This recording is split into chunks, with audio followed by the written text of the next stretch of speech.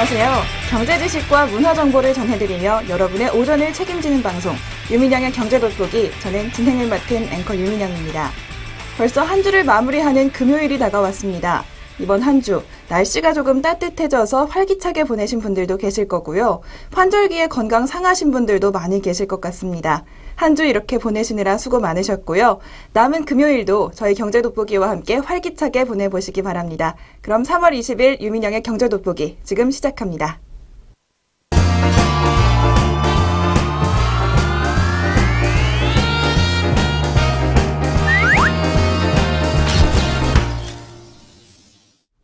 최신 경제 이슈를 빠르고 깊게 들여다보는 시간, 동향 돋보기 시간입니다.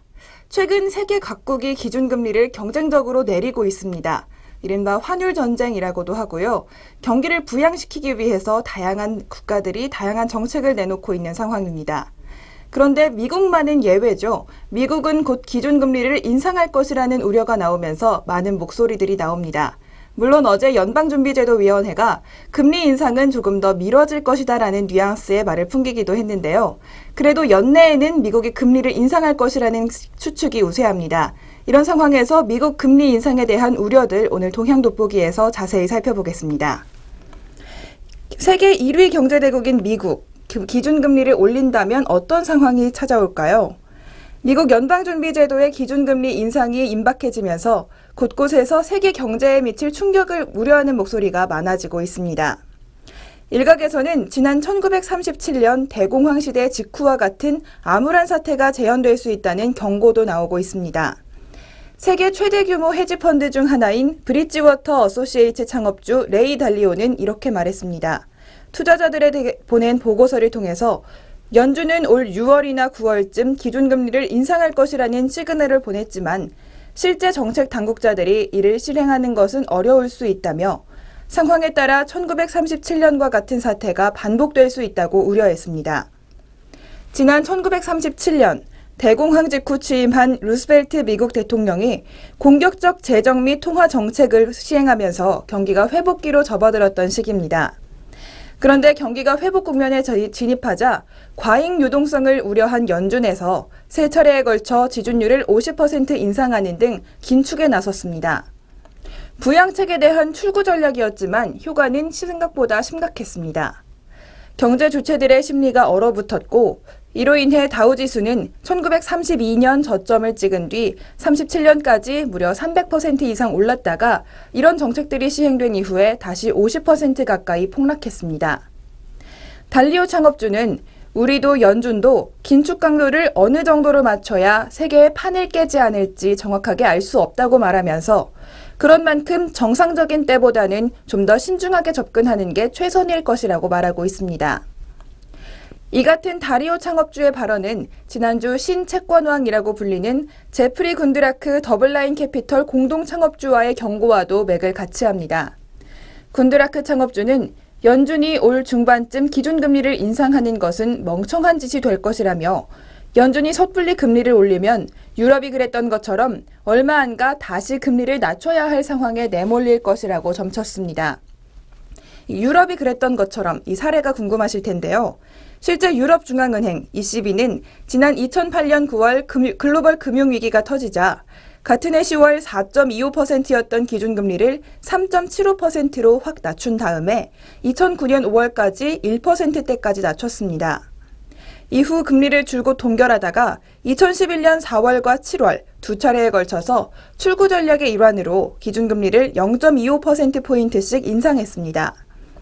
하지만 경기가 급속히 얼어붙으면서 그해 11월 다시 금리 인하 모드로 돌아설 수밖에 없었습니다. 크리스틴 라가르드 국제통화기금 총재도 연준이 올 중반 기준금리를 인상할 경우 지난 2013년 연준이 통화정책 정상화 방침을 발표할 당시에 신흥국 시장 혼란 다시 나타날 수 있다고 전망했습니다. 라가르드 IMF 총재는 문제는 금리 인상의 충격이 단발성으로 끝나지 않는다는 것이라며 금리 인상 이후 서서히 은행과 금융권의 금리 인상이 이어서 진행될 텐데 이 모든 과정이 시장에 지속적으로 영향을 줄 것이라고 말했습니다. 특히 라가르드 총재는 지난 2013년과 비교해서 유럽중앙은행을 포함한 전 세계 주요 은행들이 양적 완화를 진행하면서 돈이 대규모로 풀렸고 이렇게 글로벌 금융시장의 유동성이 더욱 커진 상황이라는 것을 우려합니다. 이런 상황에서 미국이 금리를 인상한다면 자금 대이동의 충격과 그에 따른 달러화 대비 신흥국 통화 가치 감소가 더욱 가팔라질 것으로 전망했습니다. IMF에 따르면 지난 2009년에서 2012년 신흥 시장에는 대략 글로벌 시장 전체 자본의 흐름이 약 절반 정도인 4조 5천억 달러의 자본이 유입됐습니다. 특히 몇몇 신흥국의 대규모 자금이 흘러들어왔는데요. 라가르드 총재는 선진국들의 경제 상황이 좋아지면서 투자자들이 신흥국 시장에 집중하던 포트폴리오를 선진국 쪽으로 재조정할 것이라고 말했습니다. 이에 따라 라가르드 총재는 신흥 경제국 중앙은행들의 협력 강화를 촉구했습니다. 시장 변동성이 현실화될 경우를 대비해서 중앙은행들이 필요한 조치를 취할 준비가 되어 있어야 한다고 말했습니다. 긴급 유동성 공급과 외환시장 개입 등 일시적으로 적극적인 통화 정책이 필요할 수도 있다고 제언하고 있습니다. 이렇게 세계 경기와 미국의 경제가 엇박자를 내는 가운데 피해는 신흥국들이 입을 것이라는 전망이 많습니다. 이런 상황에서 IMF를 비롯한 국제기구와 각국 경제 주체들의 현명한 판단이 필요해 보입니다. 지금까지 동향돋보기 시간이었습니다.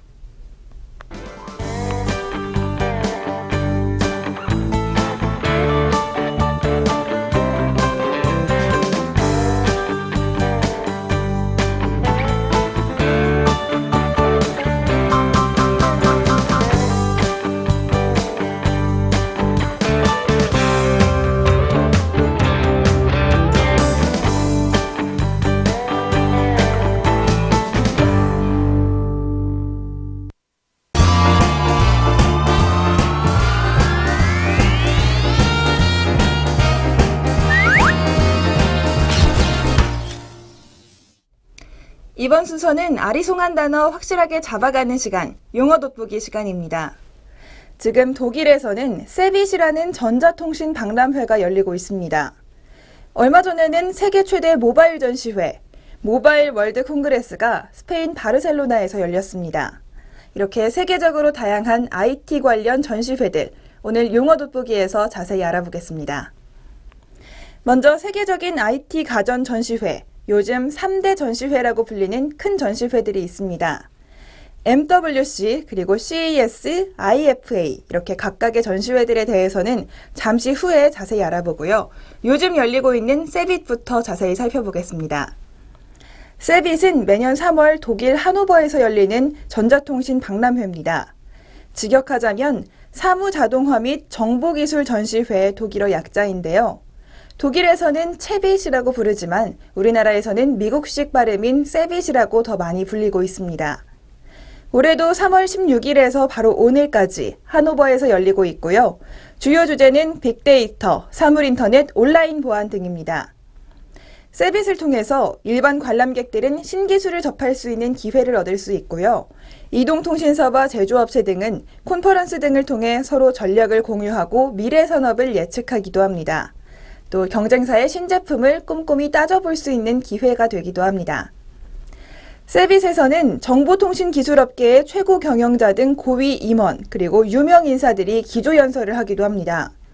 올해 세빗에서는 경제학자이자 현대 문명에 대한 날카로운 비판으로 유명한 제레미 리프킨, 그리고 네트워크 장비 분야의 선도업체인 시스코의 로버트 로이드 부회장 등이 기조연설을 했습니다.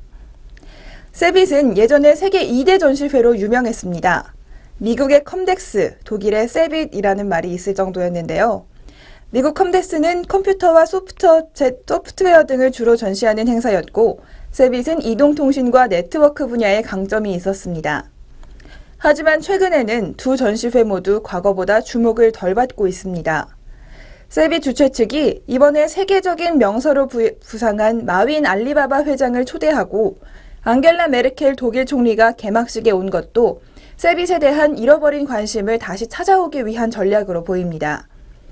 한때 세계 IT 시장에 큰 영향을 미쳤던 두 전시회, 이렇게 힘을 잃은 것은 IT 기술이 빨리 발전했기 때문입니다. 세빗과 함께 큰 주목을 받았던 컴덱스, 바로 사라졌는데요. 1979년 시작해서 2003년 막을 내렸습니다. 하지만 80년대에서 90년대에는 최초의 16비트 PC였던 IBM의 PC, 그리고 애플의 매킨토시, 마이크로소프트의 도스와 윈도 등 컴덱스를 통해 만난 새로운 기술들이 참 많았습니다. 하지만 IT의 큰 흐름이 이동통신 쪽으로 바뀌고 PC 산업이 퇴조하면서 이 전시회도 힘을 잃어갔습니다. 이 전시회가 시들해지는 사이 무섭게 치고 올라온 전시회는 3월 초 스페인 바르셀로나에서 열린 모바일 월드 콩그레스, 줄여서 MWC라고 불리는 전시회입니다. 세계 최대 규모의 이동통신 정보통신 산업 전시회인데요. 이 행사는 전 세계 이동통신사와 휴대폰 제조업체, 관련 장비 업체 등이 모여서 만든 기구인 세계 이동통신 사업자 연합회가 주최하고 있습니다. 1995년 스페인 마드리드에서 처음 시작돼서 2007년부터는 지금의 이름으로 스페인 바르셀로나에서 개최되고 있습니다. 올해 행사에는 1,900여 업체가 참가해서 첨단 이동통신 기술과 새로운 제품을 전시하고 있습니다. 이 MWC와 함께 소비자 가전전시회, 이른바 CES죠. 그리고 국제가전전시회 IFA가 최근에는 세계 3대 전시회로 대접을 받고 있습니다. 3대 전시회 중 가장 먼저 열리는 것은 바로 CES입니다. 매년 1월 초에 미국 라스베이거스에서 열리는데요. 새해가 되면 열리는 첫 대규모 IT 전시회여서 주목도가 굉장히 높습니다. MWC가 이동통신 쪽에 무게중심이 있다면 CES는 TV와 세탁기 쪽에 중점을 둔 행사입니다. CES는 67년에 처음 열렸고요. 98년부터 현재 개최지인 라스베이거스에 둥지를 틀었습니다. MWC처럼 세계적 기업가들이 몰려와서 연설을 하거나 자사 제품을 홍보하고 있습니다. 지금은 사라졌거나 옛 물건 취급을 받는 제품이지만 출시 당시엔 혁명적인 제품으로 받아들여졌던 각종 가전제품이 CES를 통해 데뷔했습니다. 대표적인 것이 비디오 녹화기 VCR이죠. 1970년에 CES를 통해 발표됐고요. 81년에는 CD 플레이어, 그리고 96년에는 DVD라고 불리는 디지털 영상 입출력기가 발표가 됐습니다. 그리고 뭐니 해도 이 전시회의 꽃은 TV였는데요. 플라즈마, PDP TV, 발광 다이오드, 이른바 LED TV가 이 전시회를 계기로 인기 상품이 됐습니다. 특히 2006년에는 삼성전자가 만든 보르도 TV가 세련된 디자인으로 소비자들의 관심을 끌은 계기도 있었습니다. 이 계기로 삼성전자가 TV 부문에서 일본 업체를 제치고 확실한 선두 업체로 치고 나가는 계기가 되기도 했습니다. 독일 베를린에서 매년 9월 열리는 IFA, 3대 전시회 중 역사가 가장 깁니다. 1924년 독일의 라디오 제조업체들이 모여서 제품 전시회를 연 게 출발점이 됐습니다. 이 전시회의 독일어 공식 명칭은 인터나지오날레 풍크 아우스 슈텔릉입니다. 독일어가 조금 어려운데요. 이 풍크는 라디오, 아우스 슈텔릉은 전시회를 뜻합니다. 직역하자면 국제 라디오 전시회죠. 그만큼 역사가 길다는 의미이기도 합니다. 라디오 전시회라는 옛 이름 그대로 쓰고 있습니다. 이 전시회는 라디오에서 TV, 다시 디지털 기기로 성장한 가전산업의 역사와 맥을 같이 하고 있습니다. 1950년 이후로 경년제로 열리다가 2006년부터 다시 매년 열리고 있습니다. 이렇게 MWC, CES, IFA까지 최근에 3대 전시회를 살펴봤는데요. 최근 전시회에서 단연 주목을 받는 업체들, 한국 업체들입니다. 삼성전자와 LG전자 등이 많은 주목을 받고 있고요. 한국의 이동통신사들도 세계적인 기술을 뽐내고 있습니다. 그런데 요즘은 이런 대규모 공동 전시회에 맞춰서 신제품을 공개하기보다는 개별 회사 차원으로 별도 발표회를 여는 경우도 늘어나고 있다고 합니다. 개별적으로 행사를 하면 장소 선정부터 장소 내부의 인테리어, 그리고 발표의 방식 등에서 회사의 특성을 최대한 살릴 수 있기 때문입니다. 대표적으로 애플이 이런 전략을 많이 씁니다. 미국 업체지만 미국에서 열리는 가전전시회 CES에 참여하지 않고 있고요. 자체 행사를 선호하는 대표적 기업이 바로 이 애플입니다. 지금까지 3대 전시회와 함께 IT 업계의 다양한 소식들 전해드렸습니다. 용어 돋보기 시간이었습니다.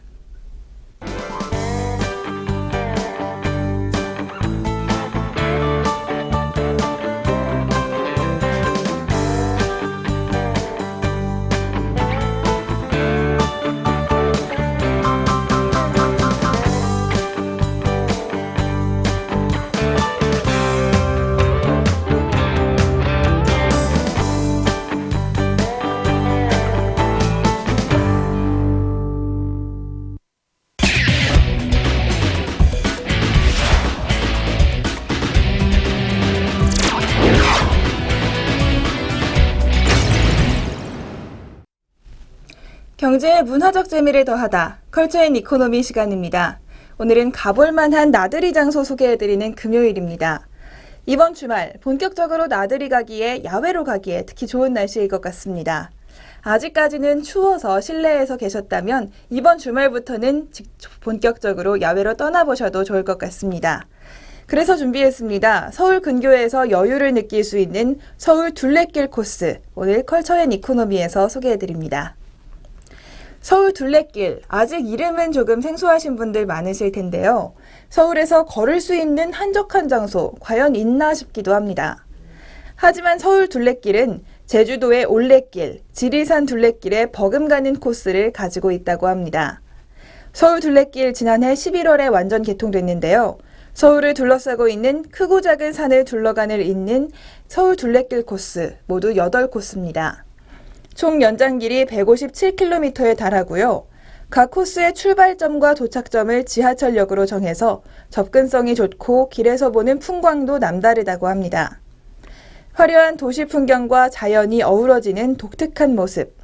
문화체육관광부가 한국관광공사와 함께 운영하는 대한민국 걷기 여행길 포털에서 서울 둘레길을 3월의 추천길로 정했습니다. 하나씩 코스를 소개해드리겠습니다. 첫 번째 소개해드릴 코스는 수락 불암산 코스입니다. 수락산과 불암산의 정상에 오르는 것이 아니라 불암산을 둘러 통과하는 코스입니다. 이 코스는 수락산과 함께 연계돼서 태릉으로 이어지고요. 코스 주변으로 당구개역, 상계역, 화랑대역 등 지하철역이 가깝습니다. 두 번째 코스는 용마 아차산 코스입니다. 화랑대역에서 시작해서 중랑 캠핑숲을 거쳐 광나루역까지 도착하는 코스인데요. 경사가 심한 편은 아니지만 구릉산과 망우산, 용마산과 아차산 등 4개를 걸어서 소화해내야 합니다. 구릉산과 망우산은 높지 않지만 상대적으로 개발이 덜 돼 있기 때문에 산행의 진수를 맛보는 이들이 많이 찾는 산입니다. 반면 용마산과 아차산은 정비가 잘 돼 있어서 큰 부담 없이 걸을 수가 있습니다. 특히 아차산은 쉼터와 약수터가 곳곳에 위치해서 쉬엄쉬엄 걷기에 좋은 곳이라고 합니다. 다음으로는 3코스 고덕 일자산 코스 소개해드리겠습니다. 고덕 일자산 코스는 광나루역에서 출발해서 한강, 고덕산, 일자산, 성내천과 탄천의 경우에서 수서역에 도착하는 코스입니다. 강길과 숲길, 하천길이 모두 포함되어 서울의 자연경관을 충분히 느낄 수 있는 코스입니다. 숲길은 고도가 높지 않고 주변에 역사문화 관광지가 다양하게 분포돼 있어 볼거리 또한 풍부합니다. 코스가 긴 편이라 시간이 다소 걸리지만요. 비교적 평탄한 지형으로 트레킹을 하기에 무리가 없습니다. 다음으로 4코스 대모 우면산 코스 소개해드리겠습니다.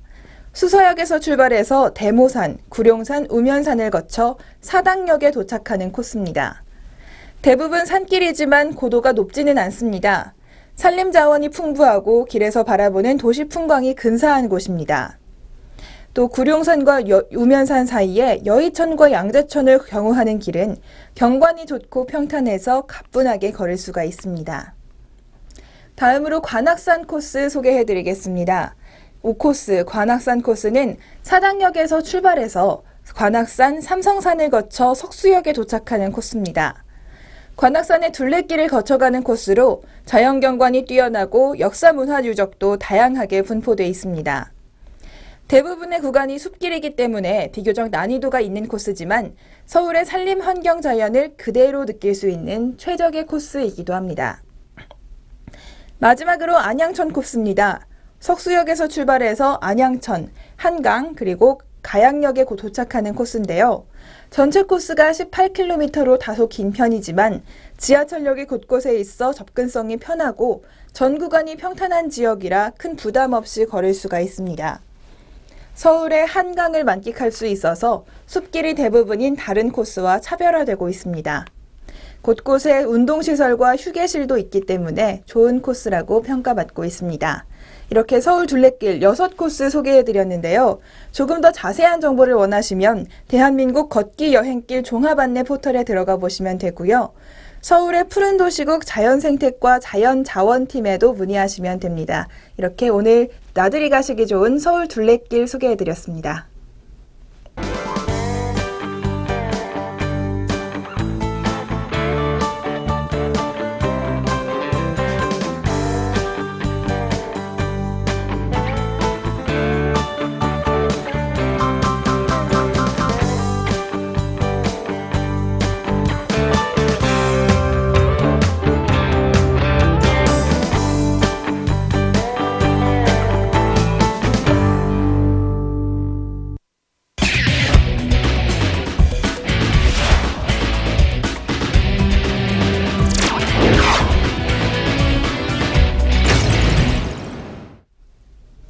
이번 순서는 주목할 만한 종목 한 종목씩 소개해드리는 주식 한마디 시간입니다.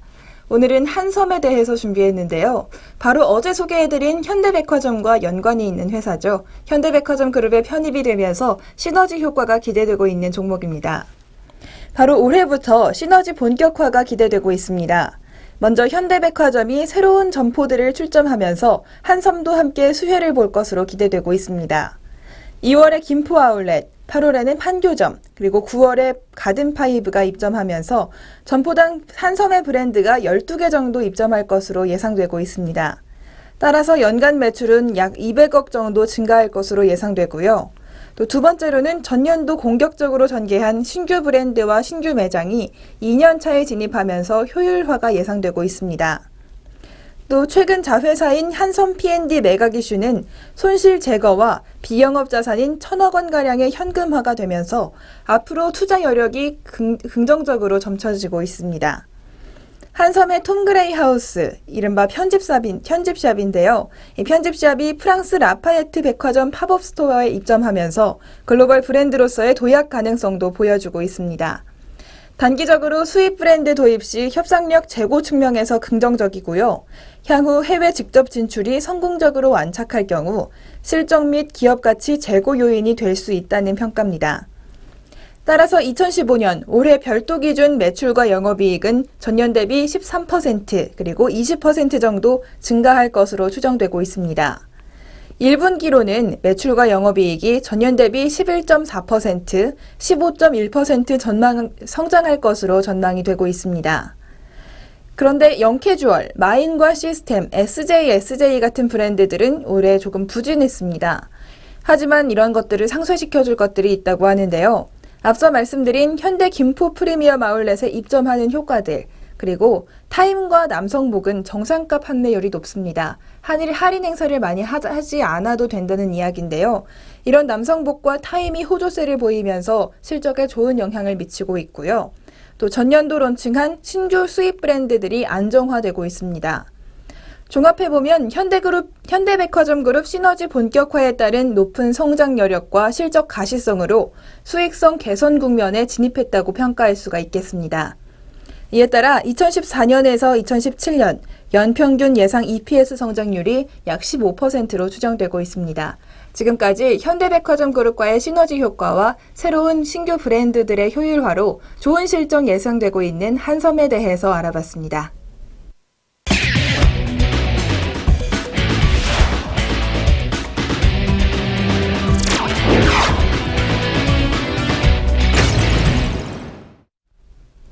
경제적으로 사느라 지친 삶 가운데 쉼표가 되는 시간, 3분 문학 충전 시간입니다. 오늘도 시 한 편 준비했는데요. 오늘의 문학은 손수여 시인의 자족 작설차라는 시입니다.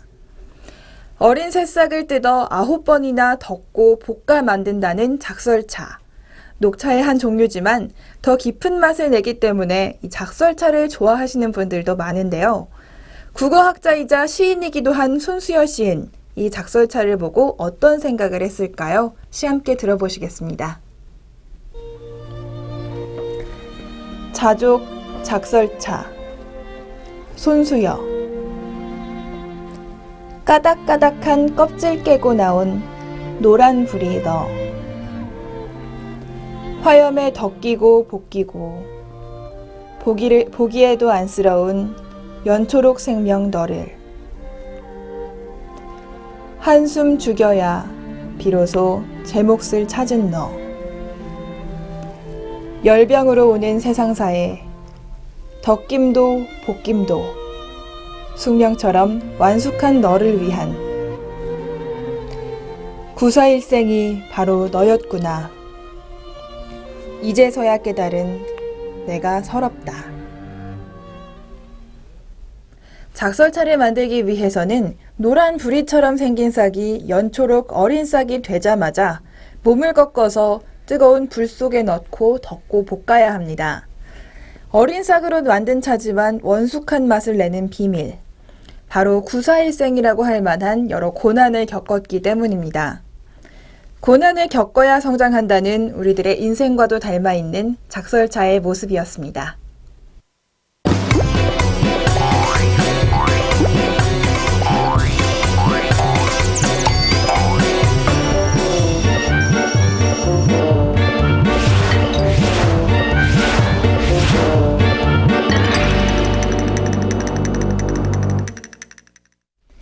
오늘 경제 돋보기가 준비한 소식은 여기까지입니다. 내일은 오랜만에 따뜻한 주말을 맞을 수 있겠는데요. 몸도 마음도 충전하는 그런 충만한 주말 보내시기 바랍니다. 3월 20일 경제 돋보기 오늘 여기서 마무리하고요. 다음 주 월요일 10시 30분에 다시 찾아뵙겠습니다. 시청해주신 여러분 고맙습니다.